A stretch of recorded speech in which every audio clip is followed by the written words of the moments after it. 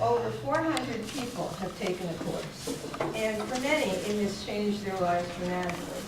Nancy's going to describe some of the impacts the course has had, and I prepared a short handout that can help you remember what we've said and where to find some of these tools. I'll start off by saying that I came to WILPF work through, to corporate work through peace and justice issues. I worked with migrant farm workers in Georgia, protests and fundraisers for peace in Central America, and after 9/11, we worked so hard to keep America from going to war, and we did everything right again, and had no impact on that war. It was as if our voices were stolen. So like many of you, I was feeling pretty disheartened and wondered how we were so easily dismissed. Wasn't this America? I mean, what was up with corralling us all in free speech zones? Isn't America a free speech zone? Well, it used to be. When I took the WILPF study course in Des Moines, my eyes were opened and I began to understand why such hard work and such well-planned organizing was not getting us anywhere. One of the Des Moines women that took the course with me was a retired 4th grade history teacher. She said that after taking this course, she felt that she had been inadvertently lying to her classes for generations. She concluded that we never really had the democracy we thought we had, and she's not looked back. She has been an outspoken activist on many corporate issues ever since. Many of us have moved from the environment to peace, civil rights, women's rights, farm, food, and security, not abandoning that work, but taking it with us and holding up a mirror through this course on what needs to change politically if we're to achieve our individual goals. So what's the big deal about the course and what's in it that's so powerful? Nancy, tell us. Well, I'll tell you in a minute or two, but I did also want to talk about how many of us come to this course with scales on our eyes, if you will. Our minds have been colonized, almost all of us, those of us educated in the United States. We learned that George Washington cut down the cherry tree and could not tell a lie. And we learned all of these myths and stories that were for children. And the problem is that we never grew away from them. We grew up thinking that America was founded by these wonderful, high-minded idealists, which they were part of the time. And that they, I mean, everybody's got a few good sides, even George Washington and Thomas Jefferson. You know, they don't talk about the fact that he had slaves. But so we grow up in this country with our minds totally colonized, and so the concept of what we're talking about in this corporation class, and what every one of us who comes to a various left-wing thinking organizations, we start learning slowly that what we had learned was not all correct, and that our country is not the very first in the world and the most wonderful in the world, and needs no changing, and so on. I was struck in particular how brutally one can unlearn this. Michael Moore's film, remember this one, Fahrenheit 9/11? And there was this woman that he interviewed, and the whole family, I think, and they have been military family all, several generations. And she had proudly sent off her son, as had generations before, off to war. Well, the plan didn't go quite as planned because he got killed in Iraq. Now there is a brutal awakening, because the next time he films her, she is standing out in front of the White House as one of many people protesting the war, because she really had the scales ripped from her eyes, and to have to lose her child to learn this and to understand finally the mistakes that the U.S. is making, and the negative aspects of many things about our country. And I'm just so pleased that I didn't have to learn it that brutally, or most of us.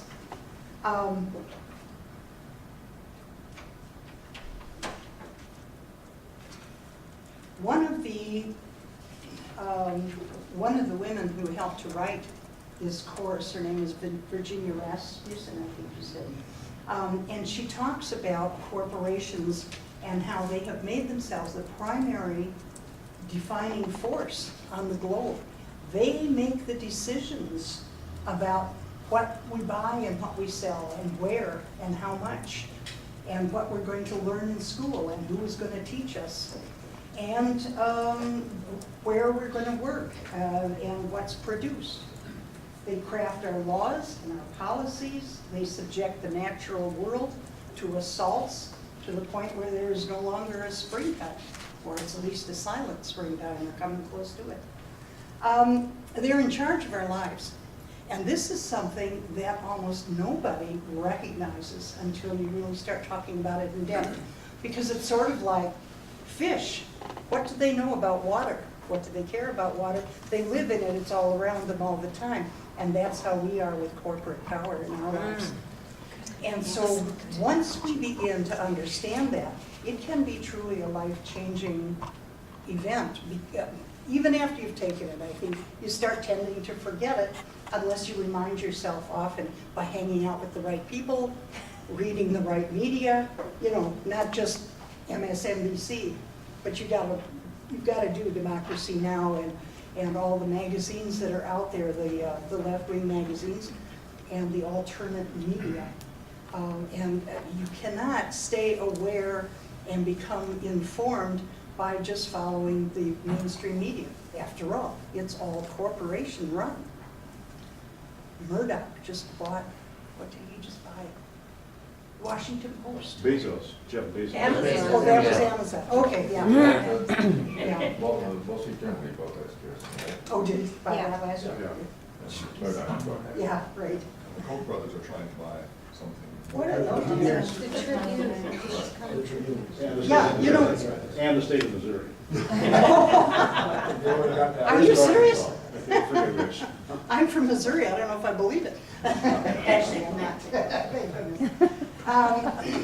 So, it's a little intimidating standing here and telling you about a course that most of you have taken or know a lot about, but I'm going to just run through rather briefly the various sessions, but I will start by saying that this is a 10 session, and sometimes people like to go to 11 or 12 because they have so much to talk about. They take home the readings, they read about this stuff, they come back to, you know, the first meeting or the second meeting, whichever, and they realize that they have got a lot of questions, they've got a lot to say, they've got a lot to listen to from the other people taking the course. You get pretty close, as all of you know, in doing a course like this. But it's pretty hard nowadays to get any number of people to commit to doing 10 or more meetings. Good grief, our lives are just so full and so busy. And especially if you are anything of an activist or if you're interested in anything more beyond raising your children and furnishing your house, or knitting. I don't know where that came from, I don't know either. But anyway, so the first session talks about the whole course as a whole, and talks about trying to do it democratically. Let's practice real democracy as we're taking this. And so, if possible, the groups will try to decide as best they can on how to switch leadership, you know, back and forth during the sessions. And, you know, one person will facilitate, and then the next session so-and-so else will facilitate. And it's kind of a practicing democracy while you're talking about it. And for those groups that can do it, there are some people always that are going to be too shy or just feel too reticent to want to do that. But almost always you can get a few, and if you can get somebody to just kind of tentatively say, well, okay, I'll try it. And very often it's just fun to see somebody kind of finding their wings and realizing they could do this. That's really exciting. So in the first session, we just talked about the sessions and what they're going to consist of and how we're going to practice this democracy. And the second session is a historical overview. Now, this is one of the places where Jan Edwards and Molly Morgan, I believe, make this presentation. And you look up on the board there, and there is the timeline. We had it printed, we here in Madison had it printed out and laminated, so it will take several takings down and putting back up before it starts looking used. And you can order a laminated strong one from Move to Amend on their website. Oh, good. And it's I didn't know good. that. Excellent, yeah. Does that roll up rather easily? Yes, yeah. Put it in two, mainly two, very easily. We actually have this down behind our table, the WILPF table, which is in the main entryway, one of the 10 or 12 tables that are down there on the first floor. And we have it up on the wall behind us. And I just took it down this morning with the help of a friend, and a couple of gentlemen helped me put it up there. It's a bit awkward for one person. I don't know if one person could do it easily, but two can. Does this start with like the British court decision? Yes. It's all court decisions and how they have kind of. Lord We have Mansfield, a yes. constitution, man. I'm sorry. Before we were even a country. Right. Okay. No, it does not start. It's ours. It starts in the mid-1800s. No, No. it's in the 1772. So sorry. You're absolutely right. Actually, I've got that, one of the lectures on video. Oh, really? Yeah. Oh, Jan Edwards and, yeah, it's the Jan and Ollie show. Yeah, it's, the only video I've seen of that is poor quality, which is unfortunate because they really do a nice program. And You if should- yours is I'll a give you better my quality, copy. I think we should talk to you. Sure. Okay, Nancy, yes. can I ask very quick? I'm a bit of an outsider, everybody else has seen this. How often, when do you have these sessions? Are they online? I take it now that they're classroom type of sessions. They're When, how downloadable often do you for free. offer them? They're downloadable for free. You can offer them whenever it's convenient for you. And And the reason why I ask, because I just went to WILPF and I'm trying to find out how do I get to where the sessions are. it How do would you be have- under the, one of the. You want me to show you? This will fill out. Could you say it? It's hard to read that. It's WILPF, yeah. www.WIPLPF. No, that's not it. It has to be WS. Well, not for these. /C power _ 10 sessions. Yeah, So that's wilf.org /C power _ 10 sessions. I just And that's downloaded ten, the number 10 sessions. okay. All right, wait a minute. It's you reading out the website, the exact It's right on the website? board, right there. www.wilf.org Yes. /C power _ 10 sessions. Although I think you can also just put it in the search The reason why I box. ask is because they're going to your site, there doesn't seem to be a direct link to it. No. Yeah, it's not clear on the It's website. sort of different. Yeah, there's a migrate in it. This is not. Do you have a link on under one of the It's on the. committees? It's right at that page that I Oh, gave it's on you. the It has page. not been transferred to the new It's- website yet. Oh, It's also on the Move to Amend website. It's also on the Move to Amend website. Okay. Okay, Okay. power. Now, Tim's But you question, really don't need to download it right now. In Okay, fact, no, I was we're just, not I gonna was trying out listen how do to that. find it, since I go to the homepage and it's no link to it. Tim's question about taking the course is that in any community where there is a presence of WILPF, or even where somebody, maybe there are no WILPF members, Right. but you can download it and anybody can just put out the word to some friends and, Work together to take it. exactly. And Michael just got it. I just downloaded, I've opened the PDF file, it's 269 pages. Okay. That's intimidating. But I just went to the C power. Can we, Okay, anyway. So anyway, go ahead, Nancy. Okay, so the historical overview is the first session, or this is actually session number 2, because the first session just talks about the course and a couple of readings. The third session talks about corporate personhood, and that's in essence what the Supreme Court decisions that are a large portion of the timeline show is the various decisions made by the Supreme Court up to our very beloved Citizens United, and how we have come to where we are in the way of corporations being such an integral, essential part of our lives. Corporate personhood just means that they have so many rights.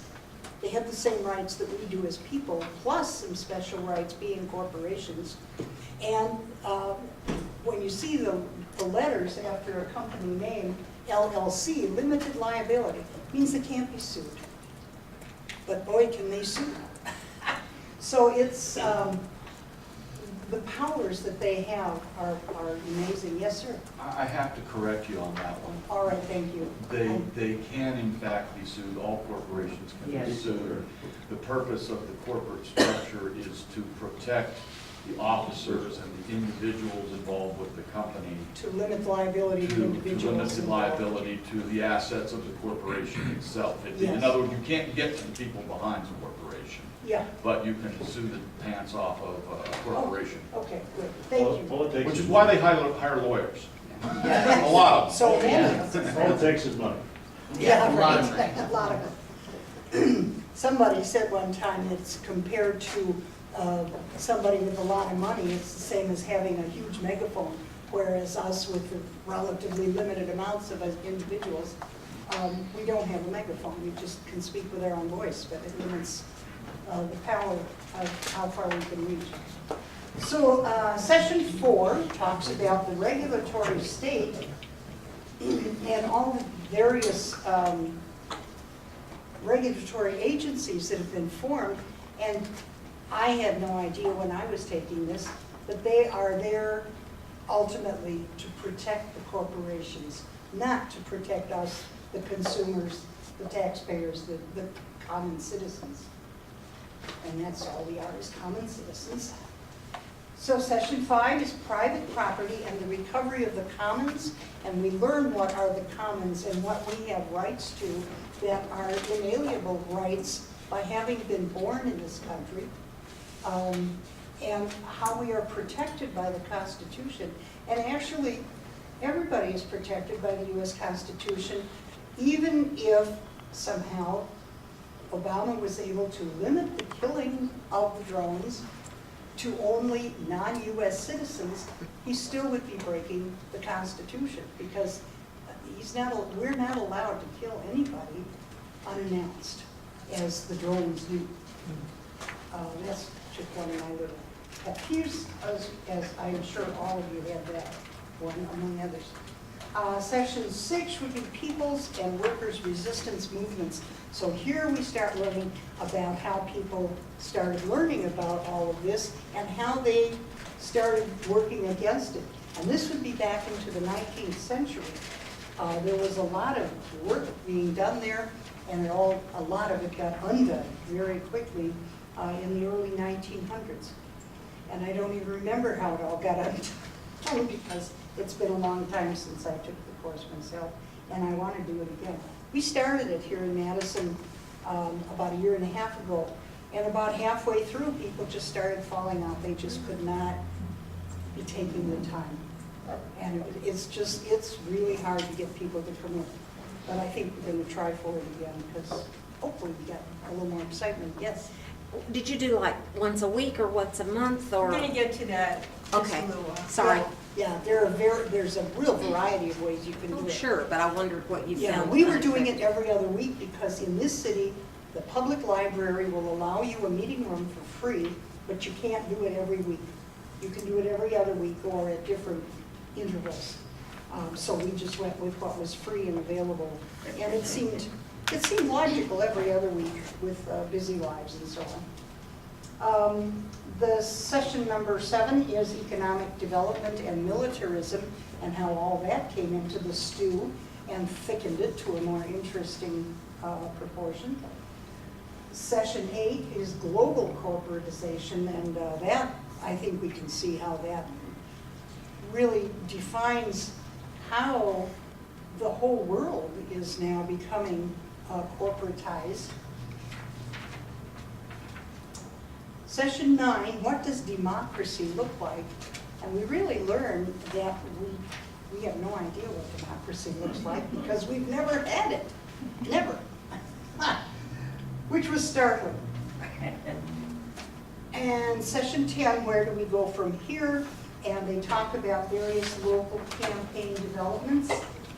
And a few places that have made some progress. There's a small town in California, for instance, that their citizens, every one of them got really well educated, and they voted to not allow corporate personhood in their town. Now that's, I mean, it just takes a lot of education, because what I'm talking about here is a lot of learning from where most media or where most people are, and to educate enough of the population to get them to vote. Well, Move to Amend people know what this is about, because they're doing it all over, trying to get people to vote against the Citizens United thing. So the thing I would finish off with is a very short personal story and a bit of a challenge to most people, because I was challenged when I first heard this. I'm married to a man who is from Ireland. He became a citizen about 30 years ago, and he has told me, and I realize that this is true, in the little ritual that goes on when you become a citizen, you are handed an American flag, and you say the Pledge of Allegiance to the flag. And he still, his voice trembles when he talks about this. He said he was shocked, he was outraged, and he was appalled. He said, where in God's earth do people pledge allegiance to a piece of cloth? It's only been done once, as far as he knows, ever in the world before, and that was the fascist state of Germany. Mm-hmm. We pledge, and people say, oh, well, it's not to the piece of cloth, it's to the country. I pledge allegiance to the flag. That's what the first words of it are. Now, when I heard that, I kind of fought that off, and I thought, this can't be right. What are we doing? Yes? The next words are, and to the republic for which it And to stands. the republic for which it stands. Right. But the first words are to the flag. So But I it still have contains the phrase, for which it stands, pledged referring back- allegiance to the flag of the United States and to the republic. for the republic for which it stands. Yes. But Well, those thank you. first words, Yes, it goes back to the flag then. it does, yes.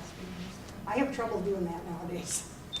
Okay, well, thanks, and I'll let Marybeth take over. Thank you. Thanks, Nancy.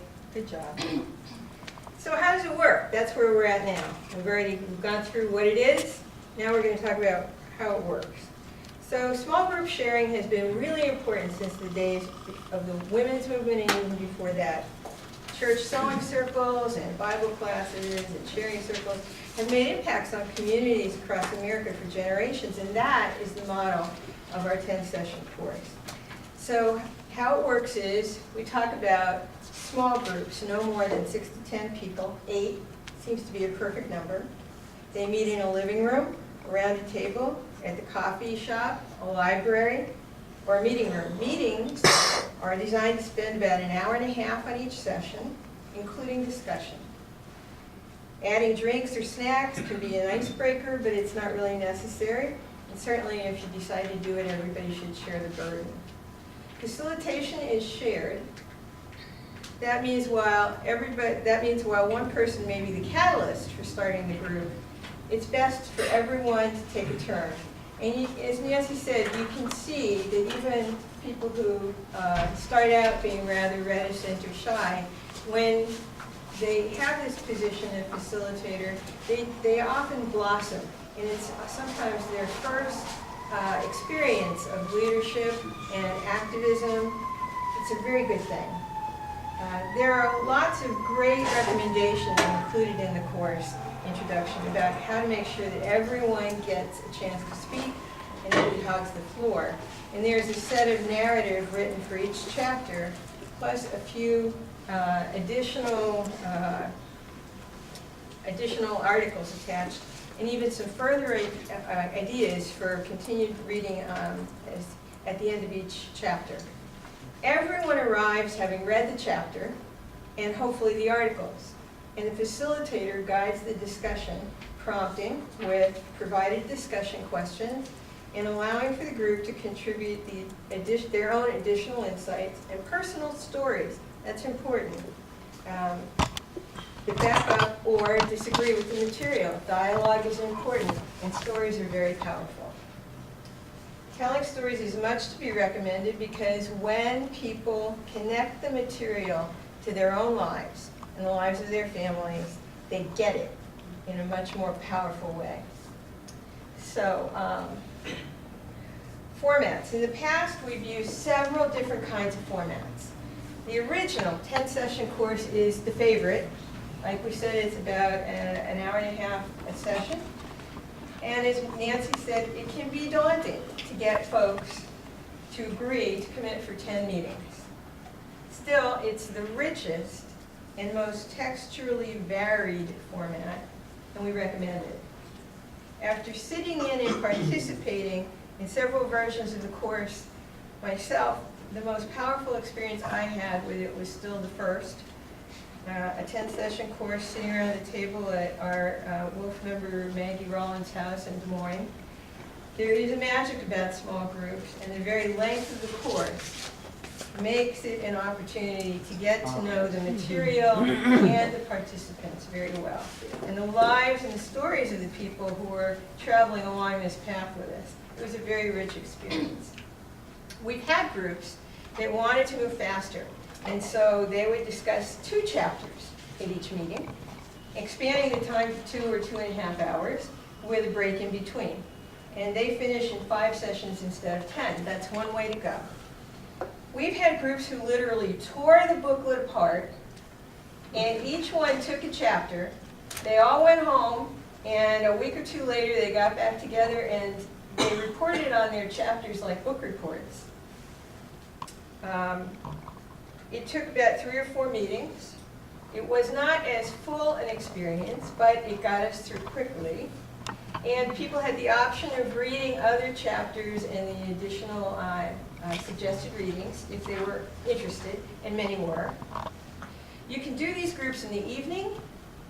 You can do them at lunch and learn sessions at lunchtime. You can do a weekend brunch or a potluck dinner. The flexibility of it is a strength. And you get to plan what you need when you need to plan it. This is important, when people can fit it into their schedules. You have to be ready to make this about when it's convenient for the people you want at the table. Another powerful way to use the course is a one-day event. In Des Moines, we had people year after year who told us that they really wanted to take the course, but they couldn't give us that kind of time. Well, we kept their names on a list. And we kept inviting them every time we scheduled a course. Eventually, we organized a one-day conference with speakers on each of the chapters. It was a way to get it all covered in one day. We built in some musical entertainment. We offered a catered lunch. We charged for the lunch, but not the event. And of course, we captured their evaluation comments and contact information. We let them know that we were scheduling this on one full day, which was a lot more work for them, because they had told us they couldn't make the 10-session courses. So they kind of felt like, well, they've gone out of their way for us. We have to show up. We had experts come. Local experts talk about some of the ways in which corporate power is laid out, is out of control. A labor representative gave us the history of the labor movement in 30 minutes. A physician talked about the dangers of big pharma, and medicine's not tested, and poorly prescribed, and because of the heavy marketing to doctors and patients alike, and the amount of money they spend on that marketing that drives up our prices. A university historian talked about colonists in 1776, who was and wasn't a real person, He also covered the Santa Clara decision and reviewed the timeline of corporate rights. We had an eminent farm aid activist talk about how the Farm Bill favors big factory farms at the expense of small family farmers and organic farmers and sustainable farming methods. We had a retired newspaper editor talk about the dangers of media consolidation and where people really need to turn to find out what's really happening in the world. In your community, you can use whatever experts you have at hand. Don't be limited by our list, be creative. The model builds collaboration across many groups. If you have somebody from your labor center come in, they may not have ever heard of the timeline or corporate study group. But once they're involved in this one-day session, they're exposed to all of it.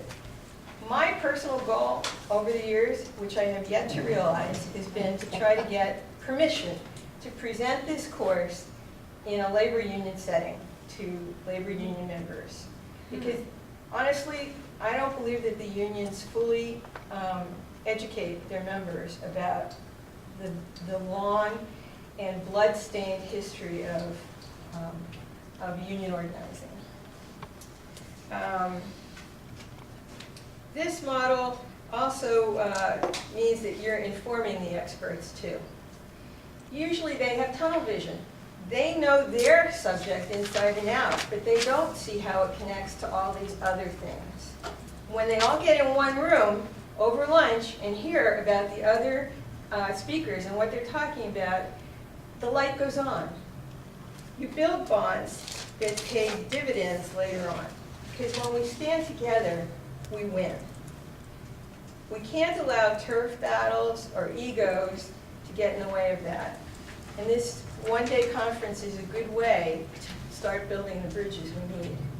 Most importantly, in every format of the study course, we successfully tie all these issues to the glue that holds them together, which is the corporate abuse of their ill-gotten constitutional rights. So, how do you find people to take this course? Here we are. Well, we all talk to people all the time who are angry and upset and depressed. We find them at churches, at our kids' schools, at senior centers, community centers, classes we take, even on the golf course. It's hard to avoid this conversation, really. And our activists collected those names and their contact information, and we kept a continuing list of who were our target people and when we could get them to one of these courses. We invited them to WILPF meetings. We invited them to study groups. We offered to pick them up. We assigned mentors to friend these folks and keep reminding them to come. We didn't push. No, of course not. You were trending before Facebook, right? But we kept reminding them politely, hey, you know that study course you were interested in? It's going to be offered again on Wednesdays next month. Can you be there? And of course, at the bottom of all of those emails or whatever, you say, if you want to unsubscribe, this is how you do it. No, you do not use, Irritating. this is not an email event, guys. This is a pick up the phone and personal contact event. Yeah. More than anything, we let them know that we needed and wanted their contribution to the process. And that taking this course would change the way they see their own power. Consistency is the key. When people know the course will continue to be offered and that we're going to continue to invite them, they become open to looking at their calendars ahead of time to see when they could sign up. We took special note of when people had time. If they told us, I'm taking a course every Wednesday night, well, we never bothered to call them if it was a Wednesday night. If they said, I have time Saturday afternoon from 2 to 3, we would plan a course around that. We kept scheduling study groups and we tried to fit people in as we went. If we didn't get 6 people, we postponed. We kept going back to the list of names and saying, we have 5 people, we need 6. Will you be the 6th person? We'd really appreciate your participation. You, George, would have a lot to contribute to this group. We often worked for weeks to come up with a meeting time that worked for everybody. Scheduling is a nightmare, but it's such an important task. When you make people feel that you have taken their time constraints into account, they feel some responsibility to show up. We provided childcare in some instances. It was not that big a deal to have one of our grandmother types sit with some kids for 2 hours a week. And if you make the meetings enjoyable and fun and about sharing information and telling stories, they come back. I would suggest if people are dodging out on you, you may not be making these meetings fun enough.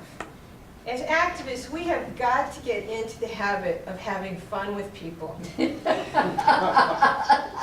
My 23-year-old daughter says, Mom, lighten up! Yeah. Well, this is really hard material. It's a very serious problem we're facing. But we have got to be able to engage people in a lighthearted way. Or, you know, life is just too stressful otherwise, right? Yeah. Who's going to keep doing that?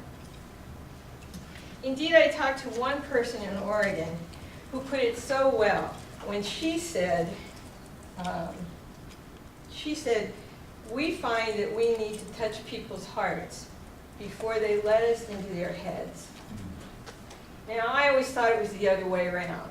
If you presented a rational argument to somebody, certainly they would say, oh, I have to know more about that. No, it's exactly the opposite.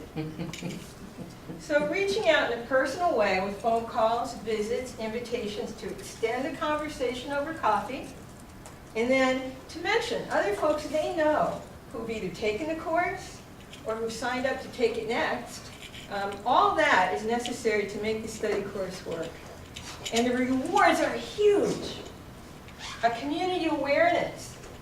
You can't talk to a lot of people in Des Moines without having them know that about corporate personhood. The capability of connecting the dots when the next union walkout happens, or the next school in a low-income neighborhood is closing up, or some corporation makes a bid to privatize your water system. You already have allies. You have people who know this problem. They know what the larger picture is and how it connects to everything else. You've built a knowledgeable base of aware and motivated people, and this capacity building is worth the time it takes to do the planning and scheduling. And I might add, this is a perfect way to get people to sign your petitions and get involved in Move to Amend as well. The timeline there was developed in addition to the study course, and it touches people in an entirely different way. Now this is sort of the head part of the equation. We don't teach a wide chronology in our history classes anymore. We just don't. It's usually a pretty myopic picture. So the timeline's strength is that it demonstrates in no uncertain terms that this corporate grasp of constitutional rights was not an accident. Yeah. This was a systemic corporate grasp. And it was and continues to be a strategic pattern of big, powerful corporations pushing and pushing and pushing for victories over individual rights, community rights, small business rights, and even national rights. And each of those court cases tells that story. So it documents the paper trail, the money trail. It elevates profits over people and democracy, and it makes a sham of our courts and political system. The timeline is featured in a long-established video that the gentleman who left talked about. WILPF members Molly Morgan and Jan Edwards did an incredible job teaching to this timeline. I have yet to be able to do it as well as they do. And it's true that the quality on that video is not great, but if you watch it and get familiar with how they do it, and what courses they talk about, and which ones they point out, and what other facts they bring in, you're going to be a very impressive presenter in any organization. And we have copies of that video available for sale at the WILPF table for an $8 price. It's a special conference price. It's usually $12. If they're all gone, you can order them from me for $12. That includes shipping. And there are 4 other presentations on that same CD, all excellent for showing to groups. We call it the Jan and Molly Show, and it demonstrates how well this timeline goes over the historical facts. Even though the timeline has been around a long time, it's just as relevant today, and it serves a brand new function. As more and more organizations have put their own take on an amendment to reverse Citizens United, it's really very instructive to show how little would change if we only succeed in reversing Citizens United. All those courses would go unaddressed. If we didn't also address money, speech, and corporate personhood. The timeline dramatically shows that Citizens United is really just the tip of the iceberg. I'm told that one Move to Amend volunteer single-handedly changed her legislators' minds about which amendment language to back simply by rolling out all 20 feet of this timeline in front of him and painstakingly walking him through every decision from 1700 to 2000. I love it. Reversing Citizens United, she told him, is all the way over there. It won't fix any of the rest of these court decisions. Well, he had no choice. Apparently, he revised his plan and signed on to the Move to Amend language. There's a reason. We call these power tools. Here are some other tools that WILPF offers or recommends. Some are free, like the study course. Some are priced modestly. The handouts I'm going to pass out, where are they? Here they are. Could you circulate those? Thank you. They have all of these tools on there. So what's next? Well, the largest complaint we ever got from our participants was that the course ended too soon. It doesn't cover Citizens United. It goes right up to 2010. Of course, we hoped that they'd stay part of WILPF, but many didn't because this was a narrow issue they were focused on. And then in 2010, just after Citizens United Move to Amend kicked off. Okay. I have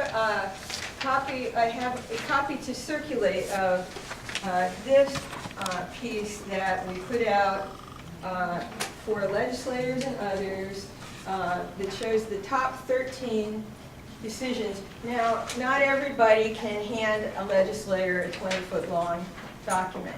So this sheet here, double-sided, offers them a way to see all 13 decisions at a glance. So I don't have enough for everybody, George, but pass it around. And if you contact me, I'll send it to you. I'll email it to you. Okay. It's not on the web? It's not on the web yet. It will be. Yes, ma'am. Another way to use without having it that big is to print it with 8.5 by 11. You can do that, and then. I have not been able to do that well. Well, anyway, but I mean, like you have about 7 pages, but it's this size. I see. So after Move to Amend, WILPF saw immediately that this was a movement that was taking up the cause and adding a lot of new energy to it. So we championed the need to reverse corporate personhood. In fact, Move to Amend was the only campaign we found that put personhood and money is not speech at the center of its work, along with the determination to centralize the issues of race and oppression. Okay, so how is racial justice a part of this movement? Well, what kind of credibility would Move to Amend have, or will for that matter, in addressing stolen personhood without first addressing the original victims of stolen personhood. Native Americans, African Americans, Hispanics, women, poor people, the homeless, and all of those without power. I mean, they don't just have no power, folks. They also have no personhood in our society. And increasingly, they have no personhood in our courts or in our government. So who are the victims of stolen personhood? Yes, it's all of the people I just mentioned, but you know what? It's all of us. Because if you think that you're going to get treated any more fairly by a corporation or our courts than the poorest of the poor, you're in delusion world. They lump us all in one group. So let's take advantage of that and stand together. Move to amend is pretty much the next natural step to using the study course and the timeline materials as a foundation. It's a jumping off point for revolutionary political and social change. It's what the answer is to the question, we finished the course, now what do we do? We're delighted to be strong partners and early endorsers of Move to Amend and the effort to legalize democracy. And as David Cobb says in his famous presentations, democracy! We should try that in this country. It could work. Finally, updates are coming. The study course has not been updated since before Citizens United. We've been busy at WILPF. We really have. There are more affronts to peace and the planet and individual rights than we can keep up with. Tana has been working her heart out in North Carolina with Moral Mondays. Jim has been teaching his heart out in Indiana. Carol, I don't know how she stands up. This woman works all the time on peace and disarmament issues. WILPF has taken a very deep role in promoting and expanding Move to Amend affiliates. We try to be the East in all of these cities where we have a presence to try to make Move to Amend rise. We've been working to help mentor new leaders, develop lobbying capabilities, get resolutions passed at every level, and in general put our experience and knowledge to work for the success of the We the People Amendment. But we have a lot of ideas and we would welcome more. We know that younger people like to watch videos on YouTube instead of reading, and that they learn more from Jon Stewart and Stephen Colbert than from Frontline or books and articles. So definitely more than mainstream news. We're working the next few months to make the course more user-friendly, more experiential, more youth-oriented, and more flexible. There's talk of making it into a pre-recorded radio program that could be offered around the country on public access radio stations or TV stations. There have been proposals to turn it into a downloadable ebook of some kind. All we need are the folks with technical skills to make all that happen. For now, watch for more details and an announcement when the next version is ready. But don't wait to start for that. You can start using it right now. And history has not changed. Those are powerful lessons, power tools. Nancy has copies of... I have 4 copies that I'm going to give away before it's totally outdated by having it rewritten. So stop up and pick it up from me. They're printed copies, and I'd really like to not have them at home anymore because I don't think we'll be doing it until it is updated. So now that I've talked your ears off, do you have questions? Are you interested in learning more about it? Yes, ma'am, you were first. When I lived in D.C., there was such a thing as the Free University. Do they exist still any place? Does anybody? I have never heard of that. In Kansas City, I don't know if it's the same thing, but in Kansas City, through UMKC, they have the Communiversity, which offers, in fact, I've done, University? it's like the word community and university put together, Communiversity, and I've done this program through there.